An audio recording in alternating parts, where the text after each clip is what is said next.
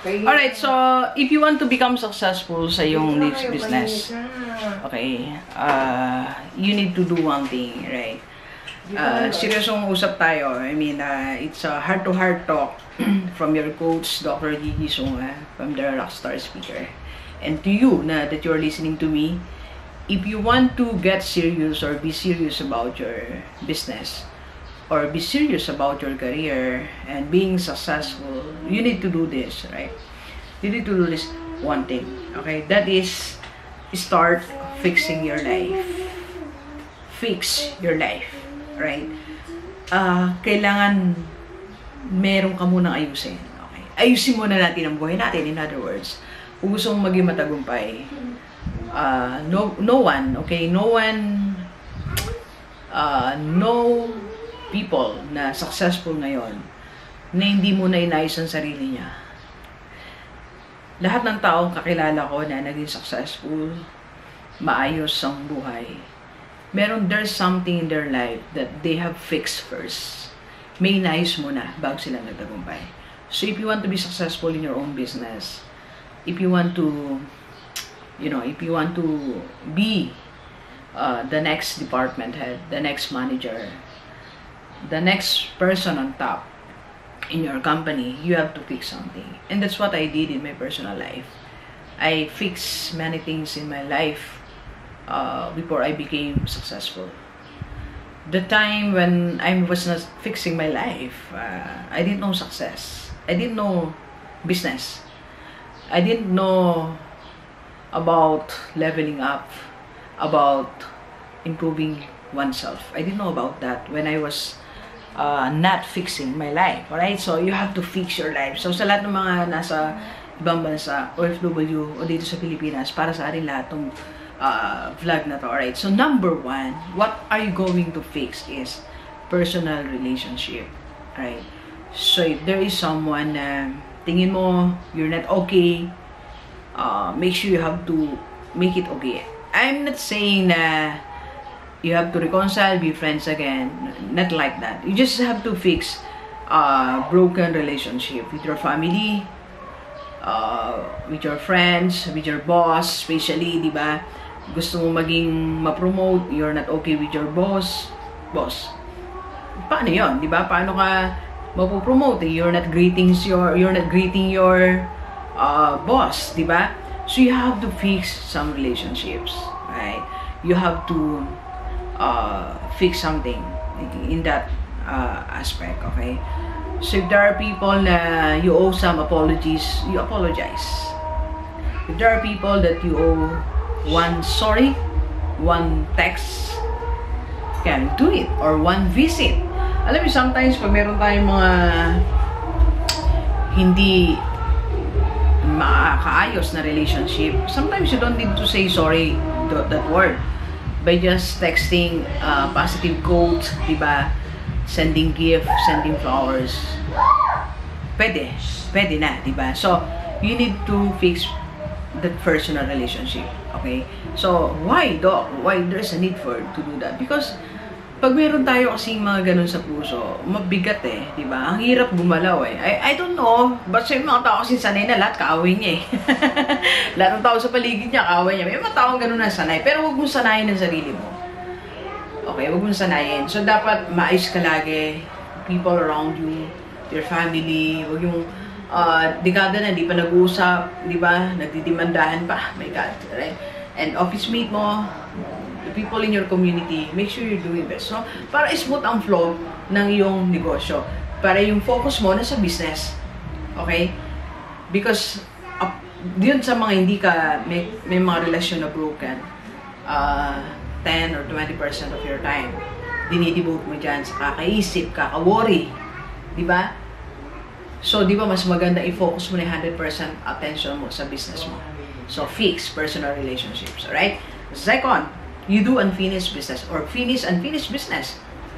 Diba? May mga katransaksyon ka na hindi natapos, magpaalam ka mabuti. I mentioned it actually in one of my vlogs.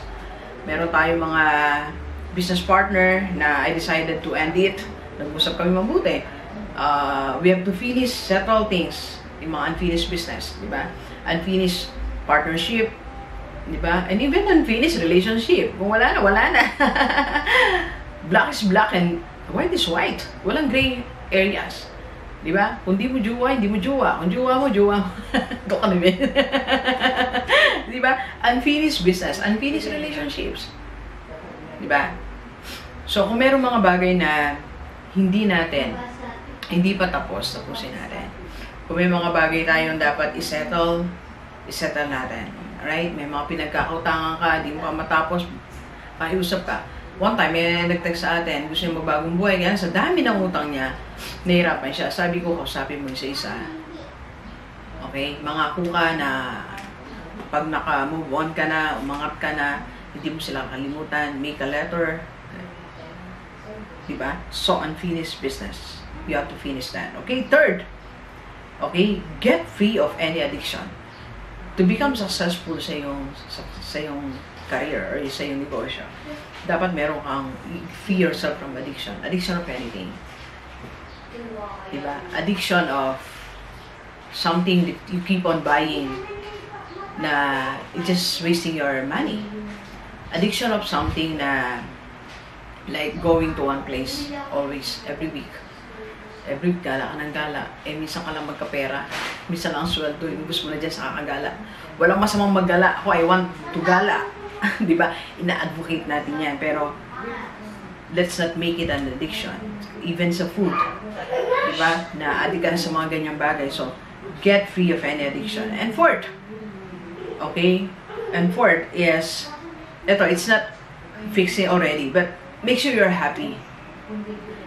Hindi yung sasabihin mo, pag may negosyo na ako, masaya na ako. Or, pag meron na akong, pag department head na ako, doon ako sasaya. Hindi. Kanina lang, I was listening to Nick. Sabi niya, if you are single and you're not happy, then you want to get married just to happy. It will not work. Alright? It will not work. So, sa lahat ng mga single, naisipin mo, magiging masaya ako pag single ako, ay pag married na ako, no. Pag hindi ka masaya na single, hindi ka masaya na married. Alright? So, it's not marriage that can make you happy. And it's not business that can make you happy. It's not being the principal, being the department head, being the manager that will make you happy. You start being happy now. Ngayon pa lang, happy ka na. Alright? So that it will not be your main goal when you become successful in your career and business. Hindi yun ang main goal mo kasi yung happiness eh. Hindi yun eh. Ang pagiging happy, sabi ko nga, it's a decision right now. Right now, you can be happy. But of course, you can be happier if you are successful. But now, you can be happy. You can, sabi ko nga, you can be happier if you have more money, if you are successful in your business. But right now, it's the start of your journey of being happy. Because happiness, again and again, let me reiterate, is a decision. Diba kami lang nga tayo sa mga bansang masasaya, pero hindi tayong pinakamayaman. But surprisingly, lagi tayong kasama sa top list ng masayang bansa. There was a time na number 3 tayo, number 10, long time ago. But we're not the wealthiest. Parang I remember one time, it's Switzerland eh. There was a time, the happiest country. But Switzerland is not the wealthiest country. Pero sila yung pinakamasaya. There was a time 20 years ago, 15 years ago. 10 years ago siguro. Okay? Because happiness is a decision. It's a way of life. Diba? Alam mo, may mga office mate ako, saya nila eh. Mamaya, imimit ko yung isa eh. Gusto ko maging masaya eh. Diba? It's a way of life. Pagpasok niya pa lang, happy na siya eh. Pag tumingin sa akin, happy na. Diba? Happiness. Be happy. Okay? And next, it's not again fixing. It's being your culture to have clarity of your life goals before you start your business, before you start your own success in your career. Dapat may clarity ka ng ano yung goal mo sa buhay. Dapat klaro yan. Diba? At least a month you're reviewing your goal. Diba? Sabi ni Jim Rohn, yung greatest, yung na-miss niya sa buhay niya when he was 20 is writing goals in life. So you have to write your goals. Diba? Klaro dapat sa iyo. Like now, klarong-klaro sa akin ang goal ko. This month, klaro ang goal ko. Ang goal ko makapag-launch ng 2 bagay ngayong April. in terms of my YouTube channel, ang goal ko, mapaabot ko ng ganito yung dollars ko. At least 1,450 this month. Because last month is $1,350. So that's my goal. Very exact ang goal. Diba? And ang goal ko, bago ako mag-birthday, this June is, yan, malapit ng birthday ko. Punta po kayo. Ang goal ko is, maka 10 million views ako and 100,000 subscribers. May YouTube channel. So what are your goals? Klaro ba sa yung goal mo? Lalo sa mga nag-abroad, ano ba yung goal mo talaga? Ba't ka nag-abroad?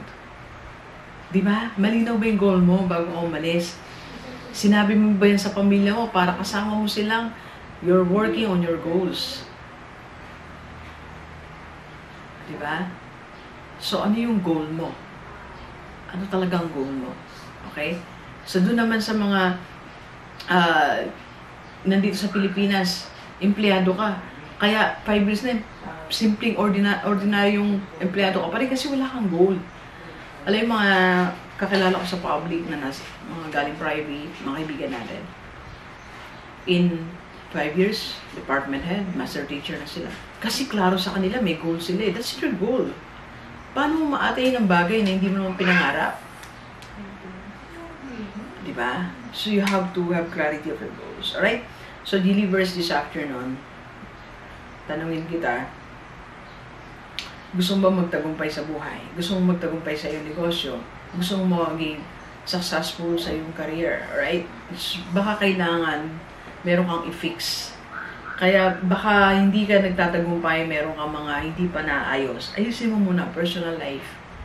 Diba? Unfinished business. May mga addictions tayo. I don't know what's that. Diba? Hindi, malulungkutin ka, malungkot ka. Diba? And your goals are not clear. So you make them clear. Right?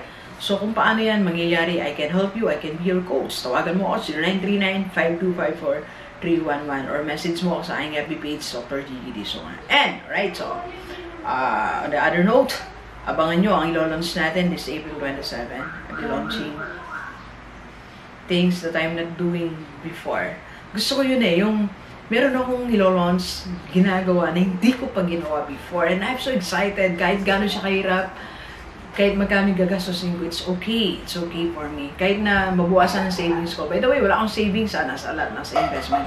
Kahit magbuwas muna ako sa investment, ang malaga, I'm using my money to multiply, to gain more money. Alright, so thank you very much, Delivers. Enjoy the rest of the day, and let's go, let's go.